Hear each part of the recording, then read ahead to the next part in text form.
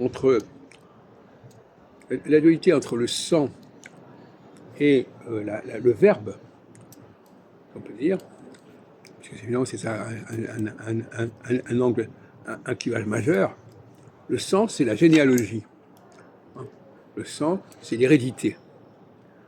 Autrement, on est dans la parole, voilà, j'adhère à ceci, je me convertis à ceci, ça n'a rien à voir.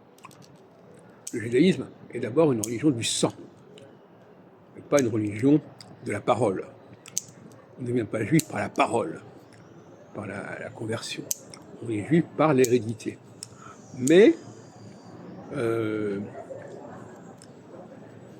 un sujet que j'ai déjà abordé sous différents angles.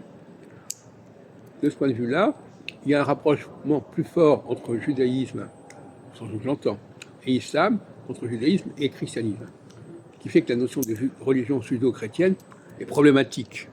Problématique parce qu'en réalité, il y a des clivages majeurs, il y a des séparations majeures entre ces deux phénomènes, le judaïsme et le christianisme, notamment autour du sang. Le judaïsme et le christianisme n'ont pas du tout le même rapport au sang, ni le sang en sens génétique du terme, ni le sang versé. Par exemple, la circoncision, eh bien, elle est remplacée par un baptême, qui n'a rien à voir avec le sang.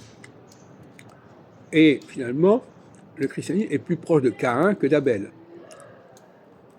Abel, il fait saigner, il fait une offrande à Dieu par le sang de ses agneaux, et Caïn, il lui donne des fruits de la terre. Et ça ne plaît pas du tout à Dieu. D'une certaine manière, Caïn, pour moi, c'est Hitler. C'est la prophétie hitlérienne.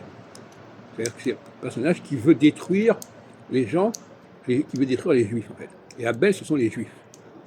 Et Caïn tue Abel.